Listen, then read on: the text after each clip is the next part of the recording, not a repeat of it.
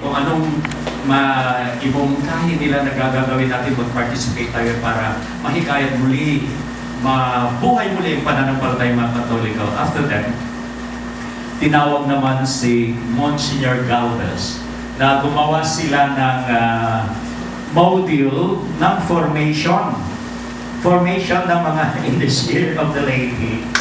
Na itong formation na ito, may mga modules na ang title ay Holy Heroes. Holy Heroes. Kasi, kaya tinawag na Holy Heroes, kasi hindi ba ang tema ngayong Year of the Laity, called to be saints and sent forth as heroes. So, parang banal na bayani. So, ito in-explain ni Monsignor Galvez na taga Malolos na sa pamamagitan nito sana makatulong sa formation ng mga laity. So, after Monsignor Galvez presented the copy of the formation program in this year of the laity, ang panghuli na tinawag ay isang doktora na siya ngayon ang president din ng Sanggunian ng mga Laito or the president of the Council of Laity. So, yun ang nangyari ng Tuesday morning. Ngayon mga kapatid, bakit pa meron tayong Year of the Laity? Naalala nyo yung 1521, si Magellan discovered the Philippines. si Yoyo Villar. Si Magellan, hindi ba lay si Magellan? Hindi naman siya pare, no? Si Magellan. Pero, with the coming of Magellan, so March 1521. Kaya sa 2021, ilang years na? 500 years. So, sa 2021, isa-celebrate natin ang pagdating ni Magellan where it happened being the first baptism. Sino yung popularly na unang bininyagan? Mga pare, si Raja Rahan. Umabot at saka si Queen Juana. Na kung doon nagsimula kasi ang regalo ni Magellan sa kanila ay Santo Niño. Kaya yon ang unang debosyon na nagsimula na as a souvenir, as a remembrance of that first baptism and first mass, ay binigyan sila ng imahe ng Santo Niño. So yun na, yun para. Kaya ang Santo Niño ay nagre-represent din yung origin ng Christianity, di ba? As a gift of Magellan to Raha, at Queen Juana na sila yung unang na pagre-bininyagan na Pilipino. Okay? So, kaya meron Year of the Laity, meron Year of the Laity kasi sa 2021 ay 500 years na yun, yung celebration of the first Mass and the first baptism. So, para bang the side ng Christianity. So, magiging 500 years. Tamang-tama, 2021 hanggang ngayon, hanggang last year, ay merong siyam na taon. 9 years.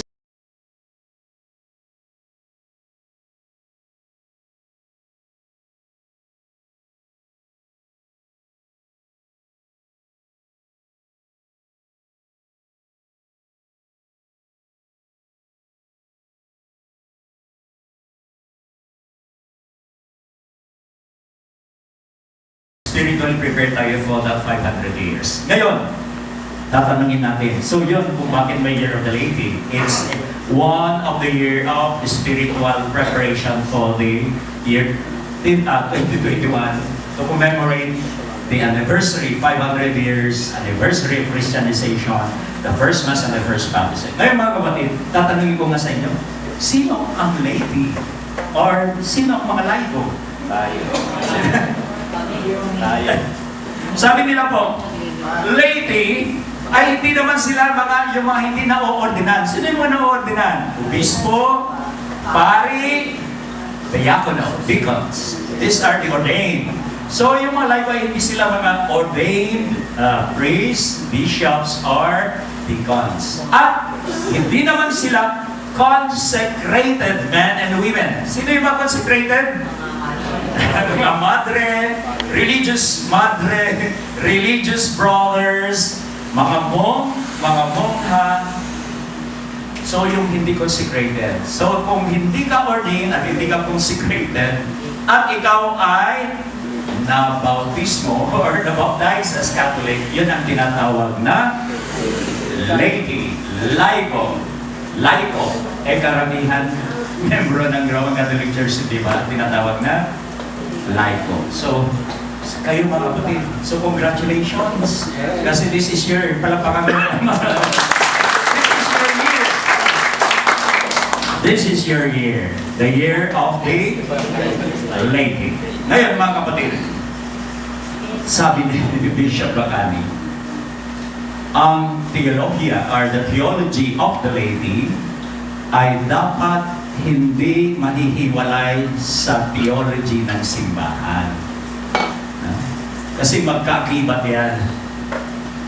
Kaya sabi niya, dapat palagi natin kinokonek ang mga laiko kung paano ang pananaw natin sa simbahan. And noong 1991, meron ho doon yung the Philippine yung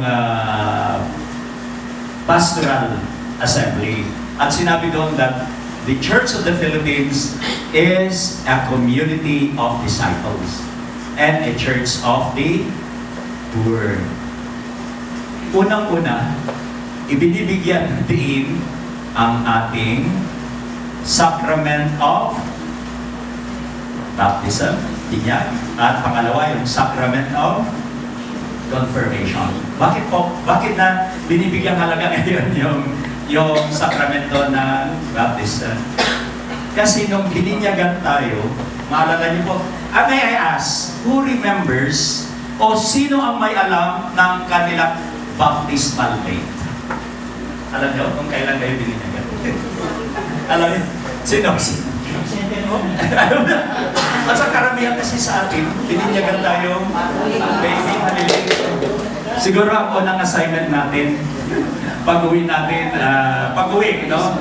Siguro muling sariwain natin kung kailan tayo bininyagan. At siguro alam na natin kung sino yung ninong, hindi natin makakalimutan ninong inina, pero nakalimutan na natin yung baptismal day. Because the baptismal day natin is the most blessed date in our life sapagkat sa pamamagitan, do you remember yung sasabihin ng pare na ikaw ay aking binibinyagan, I baptize you, Juana, in the name of the Father, and of the Son, and of by the virtue of our baptism, the sacrament of baptism, it is where we now, all the baptized, become sons and daughters of the Father, brothers and sisters of Jesus, united with the Holy Spirit. Ibig sabihin, doon tayo naging miyembro na ng simbahan. That we become member of the mystical body of Christ sa pamamagitan ng pagbibinyag natin. So yun pala, na yung binyagan, kaya tinatawag siyang laiko, kasi nakaugnay na siya ngayon sa simbahan. Nakaugnay siya sa Diyos, sa Panginoong Jesus, na kung saan, para ba it's that baptism that we now live Christ, na hindi lang nakaugnay tayo sa buhay ni Kristo, pati sa kanyang mission. To share Christ. Kaya sabi ni Bishop Bacani na sabi na through our baptism, by being a laity, we are united with the church, na ito yung theology ng communion and mission. Na doon tayo pala nagiging kaakibat or maging miyembro ng simbahan at doon tayo binibigyan din ng ating mission.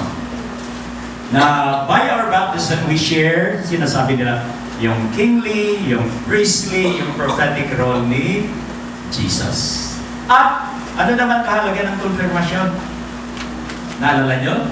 Yung meaning ng confirmation? That we are now sealed as mature and truly. Yan yung tatak.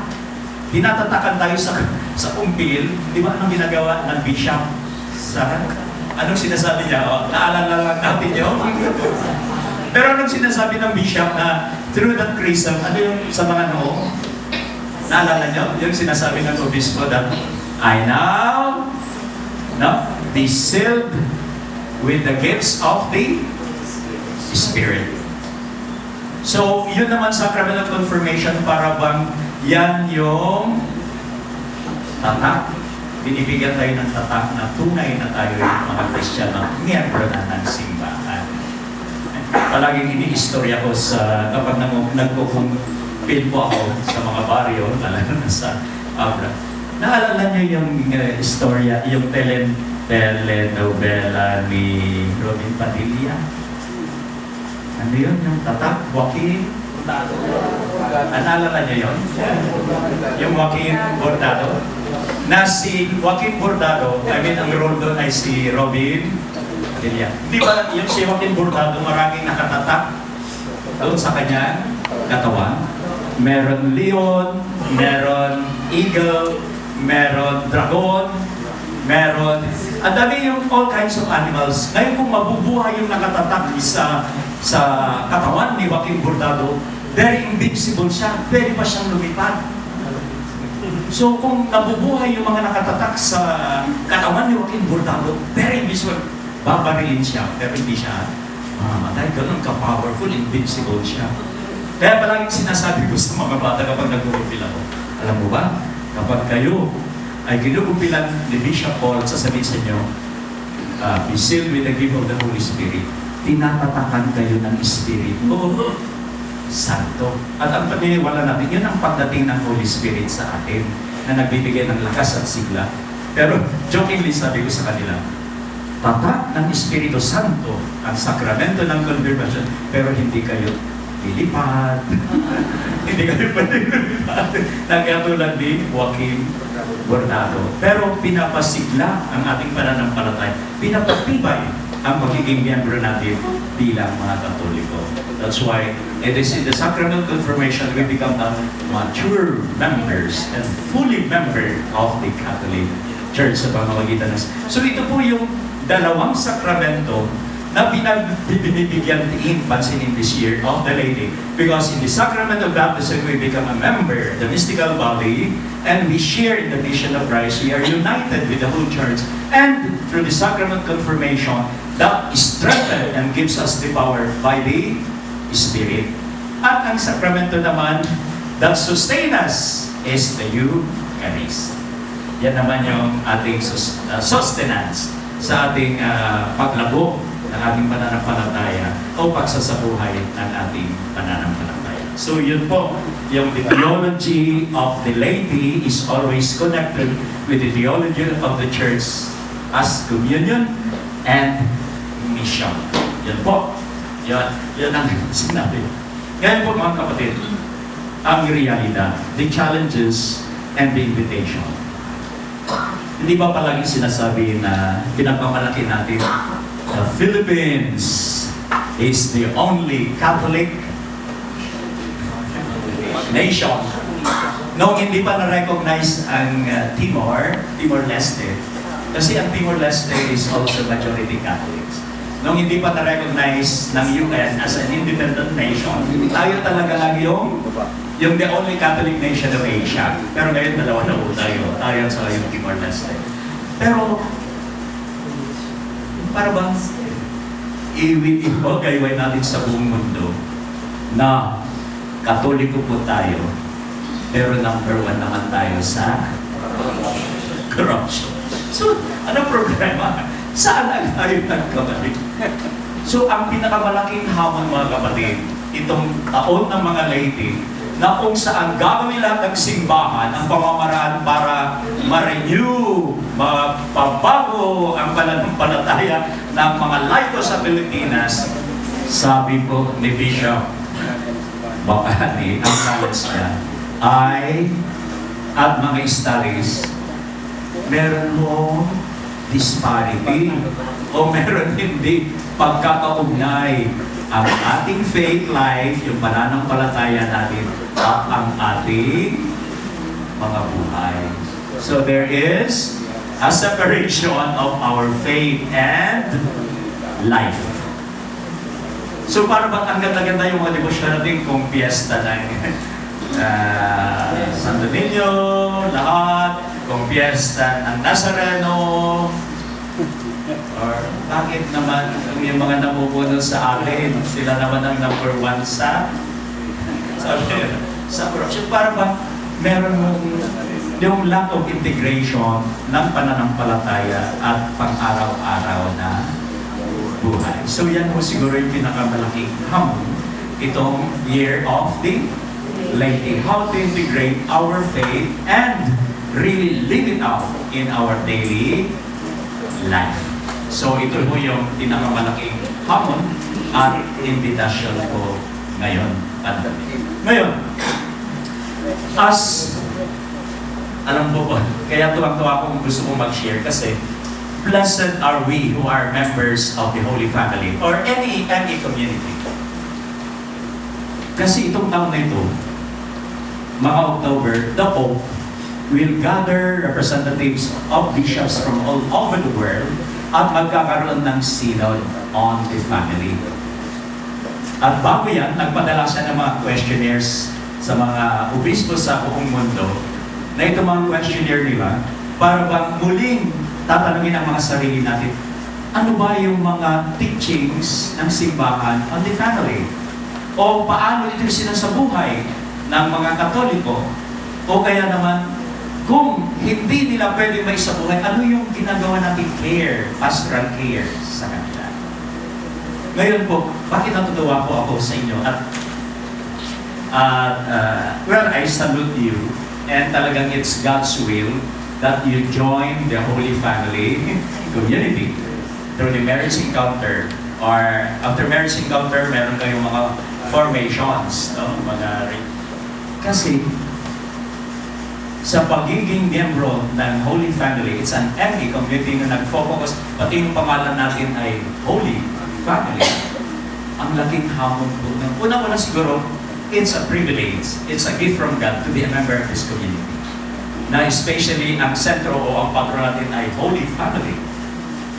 Diba? Ang ganda-ganda kasi tinawag tayo, siguro yung unang-una siguro, thank God for the call, for the blessings of God to be a member of this community.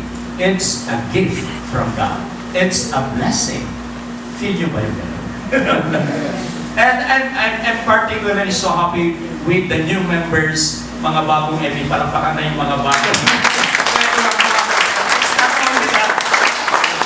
It's not only that, ako yung yung bricks. Hindi lang yun, pero tuwang-tuwa ako talaga sa inyo na you're so been faithful now of attending the community. Kaya sabi ko sana, ay talaga kayo yung maging ilaw at asin at malaking mission nyo. Hindi lang para sa community, para din sa inyong mga pamilya. Kasi lalo akong natuwa sa inyo noong meron 3 magkakapatid, di ba? 3 magkakapatid. Kaya siguro ito yung pinakamalaking hamon, hindi lang sa L11, ito na, talaga from the bishop, as your brother and as a member. Ito ang pinakamalaking invitation ni Jesus. Even Jesus, that like those yung nag-imbita ng kanyang mga kapatid na mag-attend ng marriage encounter.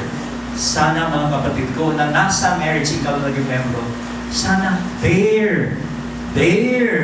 have the courage. Kaya nga ang title, Choose to be Brave. Choose to be brave. Imbitahin niyo yung inyong mga kapatid. Imbitahin niyo yung mga miyembro ng pamilya. Imbitahin niyo yung mga kaibigan. So siguro yan po, that in this year of the lady, choose to be brave, to invite members of the family to join the marriage encounter as an act of renewal in this year of the lady. Pwede ba? So yun po. Malaking man yun, invitation. Na kung nagawa ni, sino ba yun na nag-imbita doon? Si Dr. Palapakan natin sila po na parang